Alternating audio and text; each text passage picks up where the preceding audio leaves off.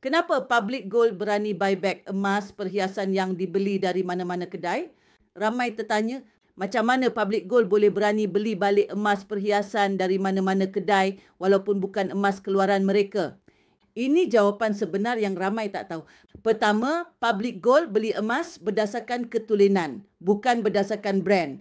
Emas tetap emas, tak kira beli di kedai A, kedai B ataupun warisan nenek. Selagi emas itu betul-betul tulen, Public Gold yakin untuk membelinya kerana nilai emas ditentukan oleh purity dan berat, bukan siapa buat.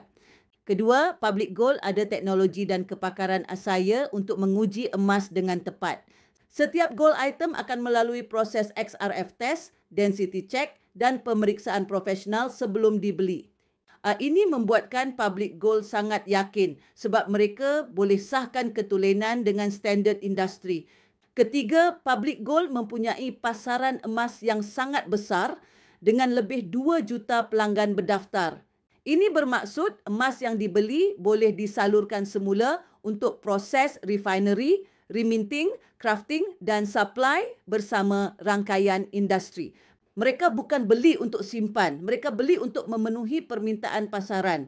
Keempat, Public Gold memang komited memberikan harga buyback yang kompetitif, jauh lebih baik daripada kebanyakan kedai emas biasa yang potong harga tinggi. Sebab itu mereka berani, reputasi mereka berdiri atas transparansi dan kejujuran dalam market emas fizikal.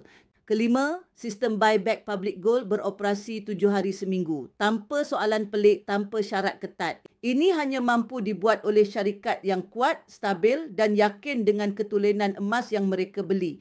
Jadi tak pelik kalau ramai kakak-kakak, peniaga emas kecil dan kolektor hantar emas lama ke Public Gold, termasuk yang patah, tumpul atau desain lama.